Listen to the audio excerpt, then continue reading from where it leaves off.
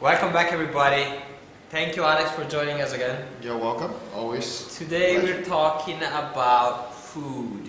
Oh, that's another good Interesting topic, subject. yes. So, Chinese love food, you know that. Definitely. So, there is no other country in the world where have you eaten, which is chefanlama, is a common way of greeting somebody. It's just like, how's the weather? Right. In the US. I find it pretty funny living here.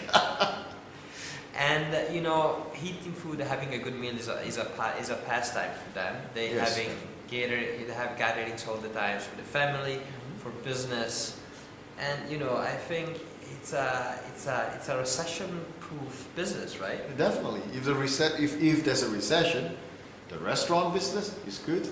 If the economy is booming, you need to buy food. You need to buy lunch. You need to wine and dine. So it's almost in Asia, especially in China.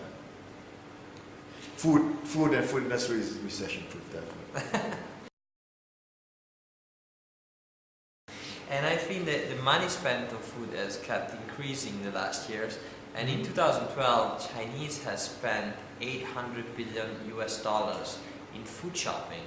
That's around the GDP of the Netherlands. Wow. Pretty much. And while America has spent 600 billion. Foreign food has started to enter China, and they started to realize the opportunity. So there has been an increase of 50% a year in the last 5 years in food importation from other countries. And it's not always right though. Because when you bring food to China, you have to tailor it to the local taste.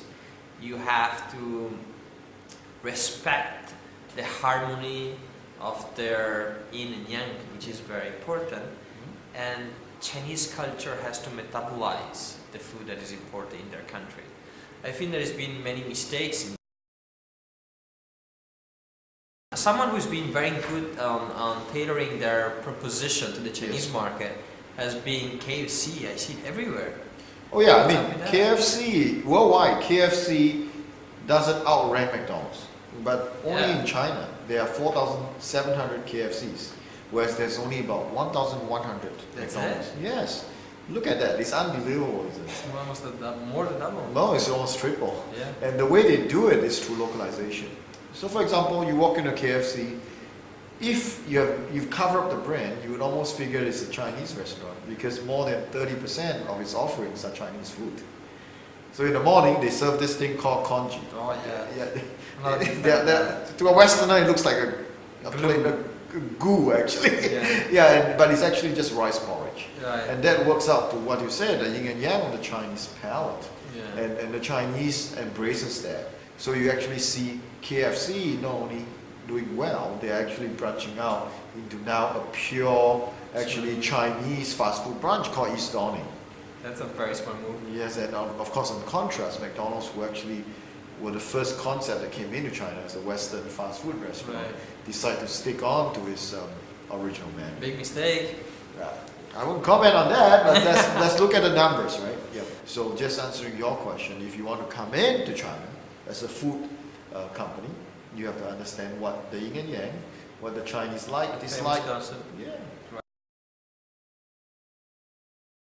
Well, we're helping the Brazilian government. We're working with the Brazilian government through the Brazilian Foreign Trade Minister to their entry marketing strategy into China. Oh. So we're doing that by creating some trade missions. We have just done one in November 2012, and it's a very smart strategy, I think, from Brazil. Brazil is the first exporter of chicken in the world. So each 4 chicken you eat in the world is Brazilian. Oh. And Brazil is the second exporter of beef in the world, and the first producer of coffee. I know that. I know that you like that very much. With the Ministry of Foreign Trade, we organize these missions where we bring the best companies from these associations to propose their food to the Chinese. So we basically matchmaking with Brazilian distributors and Brazilian potential partners. And through this mission, not only they can have possibility to do business, but it's a very good opportunity to strengthen the government relationship. Yeah. I think Yokobo, you just hit it right there. Remember we talked about diamonds? Yeah. The key to success to a lot of the entry strategy in China is to find the right people. Correct. It's being really cliche right now, guanxi again, the Yeah. relationship, and having the right partners at the right time Exactly. can be a matter of success. Of In fact, this mission opened so many policies for food regulation and brought a $55 million generated business value to Brazil between the transaction. So it's been proven to be successful. Yes. So I hope many countries will follow, and I hope that more and more Western food will enter China soon. And most of it, I thank you very much for coming again. Thank you.